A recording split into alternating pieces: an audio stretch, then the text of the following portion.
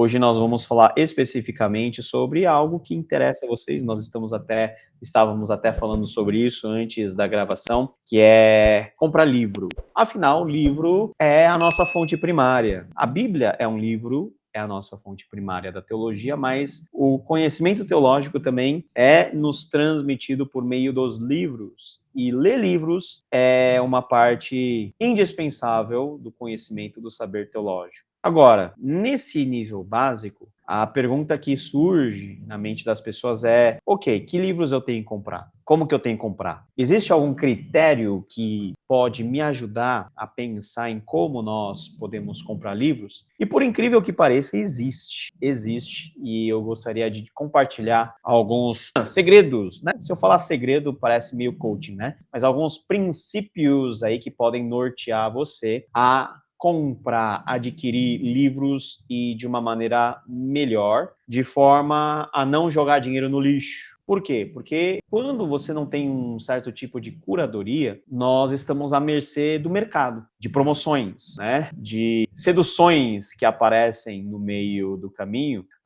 que nos chamam aí a gastarmos o nosso rico dinheirinho, muitas vezes de uma maneira não tão efetiva assim. Então, eu daria o nome desse encontro de Como Comprar Livros Teológicos com Sabedoria, né? Eu vou falar sobre 7 dicas que vão ser importantes para você. Guarde essas dicas, principalmente nos momentos de promoção. Você sabe que tem uma regra, mas você nunca deve ir ao mercado com fome, certo? Você já ouviu isso, né? Porque sempre você vai comprar coisas a mais do que você realmente precisa. Como que regulamos o nosso ímpeto de comprarmos livros e construirmos uma biblioteca? Primeiro, vamos lá. Defina seu objetivo de leitura. Você tem que fazer uma pergunta muito importante. Por que eu quero ler este livro? Legal? E a sua resposta não pode ser porque a capa é bonita, porque o papel é legal, porque a tipografia me agrada. Existem livros para formação, outros para uma leitura devocional, outros para consulta pontual. Qual é o tipo de literatura que você precisa para uma finalidade que só você sabe nesse momento? Por exemplo, comentário bíblico.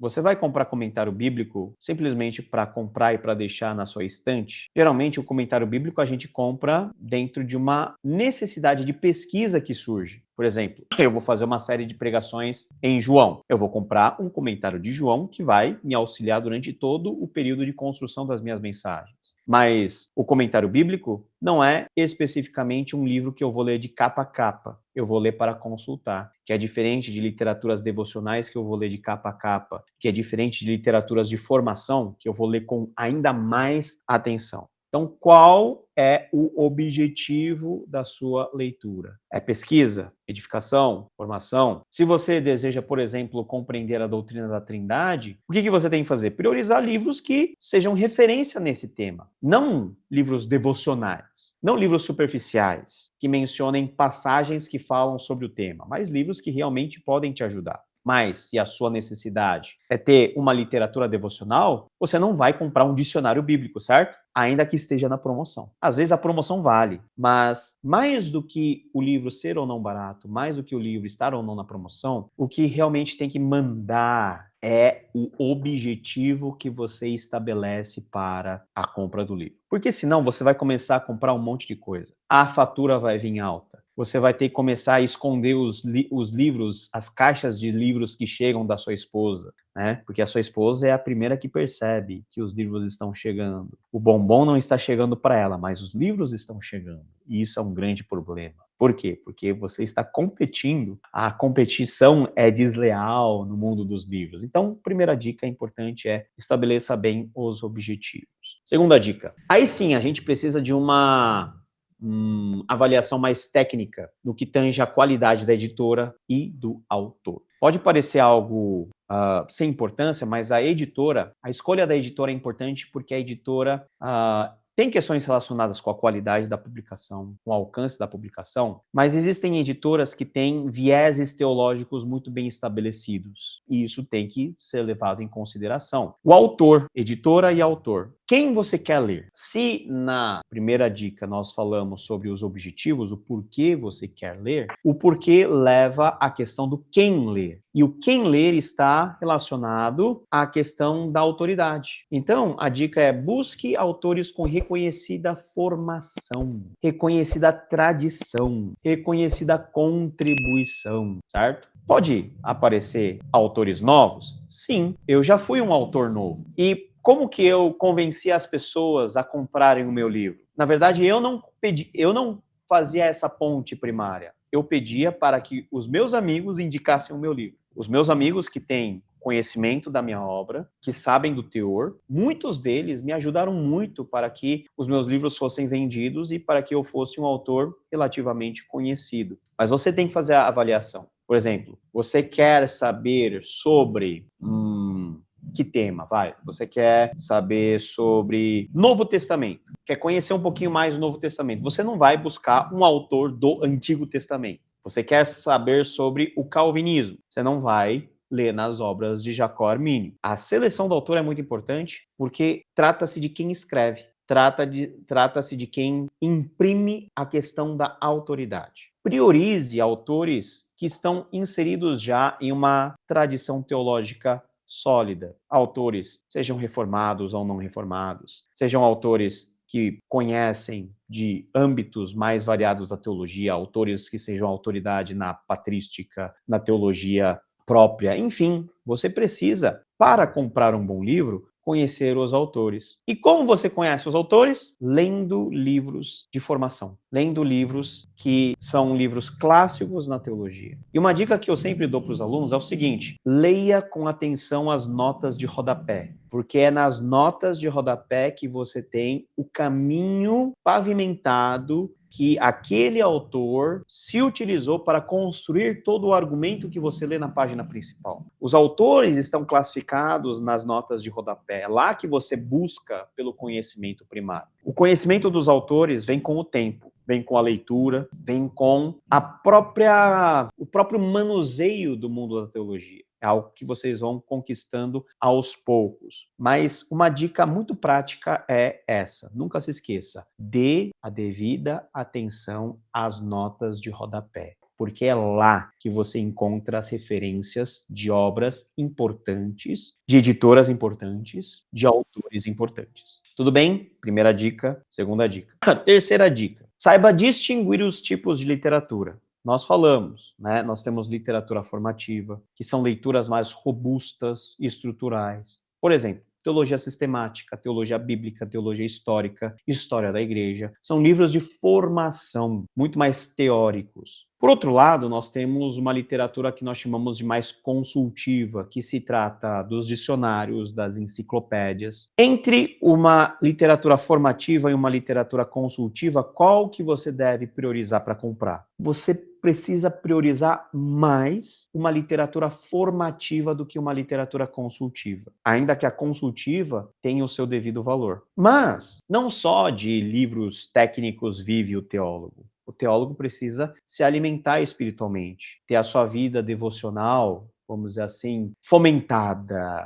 desenvolvida. E para isso, você precisa ler literaturas que te inspiram, literaturas devocionais. É muito importante, gente, nós não termos um único viés de leitura, mas nós termos uma leitura mais eclética. Então, se você comprar, e essa é uma dica importante, se você for comprar um livro formativo, compra um livretinho devocional para você ler junto. Não compra 5, 6, 7, 8, 9 livros formativos de uma vez. Até porque os livros formativos são caros. E você não vai ler tudo em uma semana. Compre os livros formativos de forma bem espaçada. Estabeleça alvos. Eu vou comprar um livro formativo por mês. Ao final do ano, você vai ter 12 livros formativos. E já terá sido um mérito muito grande você ler esses 12 livros formativos. Mas também nós temos livros que dentro do mundo da teologia nós chamamos de livros técnicos ou acadêmicos, que são livros de tese, de dissertação, que são livros que, além de ser o olho da cara, muito caros, ainda mais se forem escritos em inglês, obras que apenas bibliotecas podem adquirir, são obras que você não vai ler de capa a capa, são obras mais de consulta acadêmica. Então, a pergunta que você deve fazer é: esse tipo de livro determinado tem lugar na minha estante, dentro das minhas inclinações, dentro das minhas expectativas, dentro dos meus interesses teológicos, dentro dos meus objetivos teológicos que eu tenho com relação a explorar temas novos? O que faz mais sentido?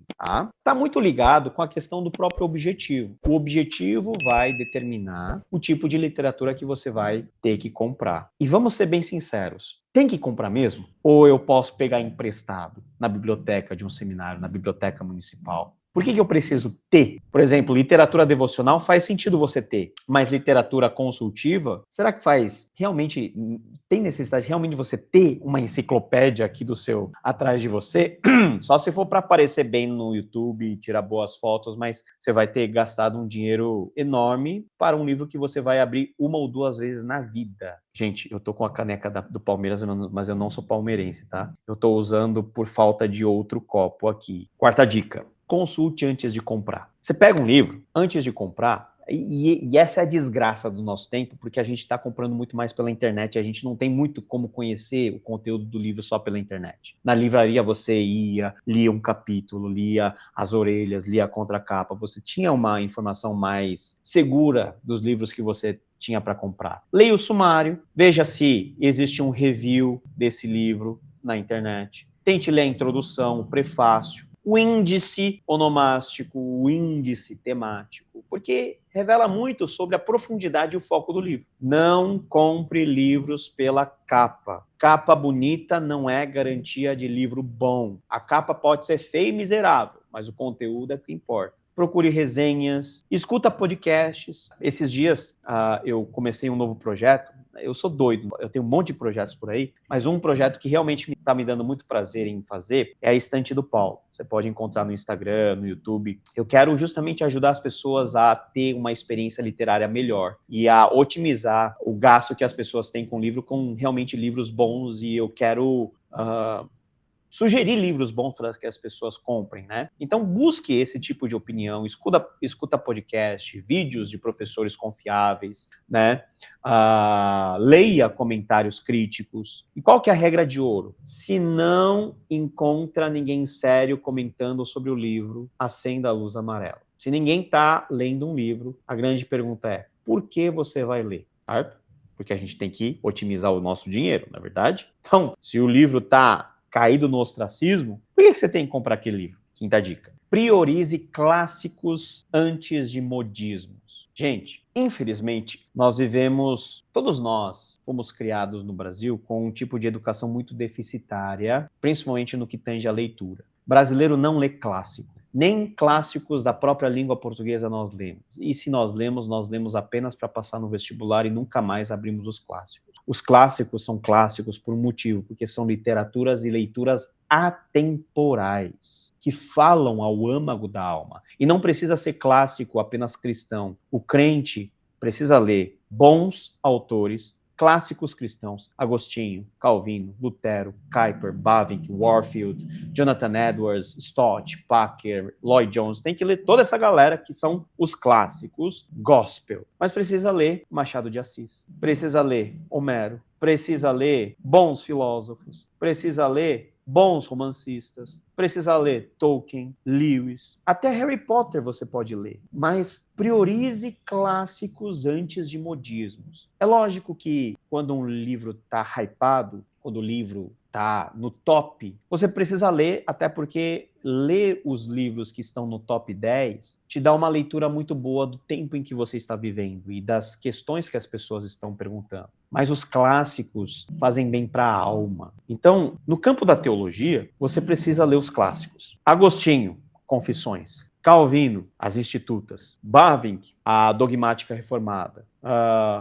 John Stott, A Cruz de Cristo. J.I. Packer, Conhecimento de Deus. Lloyd Jones, por exemplo, a sua série de Romanos. São literaturas que precisamos ler. Aí você pode perguntar: mas pastor, se eu for ler tudo isso, eu vou gastar aquilo que eu não tenho. Boa pergunta. Justa pergunta. Leia clássicos de forma espalhada ao longo do ano. Escolhe 3 clássicos para você ler no ano, mas bem lidos. Se você espalha ao longo do ano os tipos de literatura e se você se programa, faz um cronograma disciplinado, eu tenho certeza que você vai gastar menos dinheiro, não vai cair na tentação fácil dos descontos, porque você tem um foco muito bem estabelecido. O desconto é bom para quem tem dinheiro para gastar. O desconto é ruim para quem não tem o dinheiro e quer aproveitar um eventual desconto que pode ser terrível para você, porque de desconto em desconto, o limite do cartão vai para o saco e você fica sem dinheiro no fim do mês. Sexta dica, e essa dica é legal. Pense em termos de biblioteca, não de vitrine. Tem gente que quer fazer vitrine em casa e vitrine de livro. O que você tem para construir não é vitrine que fica bem como cenário de foto. Não é ter uma estante bonita com os livros classificados por ordem de cor. O seu objetivo é construir uma biblioteca. Pode ser uma biblioteca simples, mas precisa ser uma biblioteca de qualidade. Monte sua biblioteca como se estivesse montando uma oficina teológica e não uma prateleira de decoração. Eu fico muito bravo, gente, com pessoas que compram livro e não lê e que fica e deixa na prateleira. É o maior estelionato que tem, porque quem vai para casa dessas pessoas acha que o cara tem livro e que os livros foram lidos. Não, a pessoa só comprou livro porque acha que é bonito colocar livro na prateleira. Eu acho que daria para gastar esse dinheiro com coisa muito mais valiosa do que comprar simplesmente livro só para ter. Livro não é para enfeitar, livro é para formar pessoas. A sua biblioteca não é vitrine, é uma oficina teológica. O que é uma oficina? É um lugar onde você tem instrumentos à disposição. Você não vai usar todos os instrumentos, todas as ferramentas ao mesmo tempo, mas em determinadas situações você vai usar um martelo, em determinadas situações, outras você vai usar uma chave de fenda. A biblioteca serve justamente para isso. Faça uma pergunta honesta. Esse livro me servirá por 5, 10, 20 anos? Eu vou reler esse livro? Esse livro dialoga com outros livros que já possuo? Gente, invista mais em qualidade do que em quantidade. É melhor um livro bem investido do que 10 que você compra na promoção. Vai por mim. Muitas vezes promoções são boas. Eu não estou falando que promoções são ruins. Muito livro bom. O Paulo sugeriu leituras também em promoções, são livros ótimos. Mas não é só pela promoção que você vai comprar. Aquilo tem que ter um foco também. Sétimo, e aqui eu gostaria de chamar a atenção para vocês para o princípio da mordomia cristã. Comprar livros não é um fim em si mesmo. É um meio para conhecer mais a Deus, servir melhor a igreja e crescer na piedade. Por isso, comprar livros é um exercício de espiritualidade, de piedade, de santidade. Gaste dinheiro em livros do mesmo modo que você usaria esses recursos para ferramentas importantes no ministério, com responsabilidade, critério, visão a longo prazo. E se pudéssemos fazer um parênteses, é o seguinte: você tem livros que você considera sem uso para você? Doe, venda, tá? Não ocupe o seu espaço reduzido com coisa que você não vai usar. Doa para um seminarista, doa para alguém que pode fazer melhor uso, mas não deixa esse rico recurso parado, né, a serviço de ninguém. Depois dessas 7 dicas, eu vou falar sobre sinais de alerta, ou seja, quando não comprar um livro. Essas dicas são importantes. Olha só, evite comprar livros com títulos sensacionalistas, porque geralmente o título sensacionalista promete muita coisa e entrega quase nada, ou entrega mentira. Por exemplo, na minha época de estudante de teologia, tinha livros assim, os códigos secretos da Bíblia. Já viu um negócio desse? Códigos secretos da Bíblia. O fim do mundo revelado. O mistério da glória de Deus. Uns negócios meio que esparafatosos. Toma um pouquinho de cuidado, porque quanto mais sensacionalista o título, menos qualidade o texto tende a ser. Para você não comprar livro que promete atalho para a vida espiritual, atalho para conhecimento, atalho para ministério. Um viés extremamente pragmático das coisas. Foge no que for possível. Fuja também de autores com credenciais teológicas, fuja de autores sem credenciais teológicas sólidas ou que se promovem mais do que promovem a Cristo. Porque tem autores que podem escrever até boas coisas, mas a intenção dele está mais em construir o seu bom nome do que contribuir para a teologia. Outros livros que vocês precisam evitar de comprar, livros que reduzem temas complexos a fórmulas mágicas ou a slogans. É um tipo de estelionato intelectual também. Tem uma questão complexa, por exemplo, o problema do mal. E o livro promete resolver o problema do mal, o problema da Teodiceia. Já está mentindo, porque ninguém resolve essa parada. Então é um dinheiro gasto inutilmente. Resumindo, tudo isso que nós falamos, né? E eu vou abrir espaço para o Paulo dar os comentários dele. Você precisa fazer algumas perguntas importantes antes de comprar o livro. 1. Serve ao meu momento de vida, ministério ou estudo? 2. O autor é confiável? 3. É um clássico? É uma referência? Ou é um livro bem recomendado? 4. Eu realmente preciso desse livro e vou recorrer a esse livro repetidas vezes? 5. Esse livro dialoga com outros livros de outros autores que eu já possuo ou é um livro redundante? Para que você vai comprar 2 livros que falam a mesma coisa sobre o mesmo tema? Então, se você parar para pensar e der atenção a esse passo a passo que eu dei, no prejuízo você não vai ficar, porque você vai comprar livros a menos. Novamente, invista em qualidade e não necessariamente em quantidade.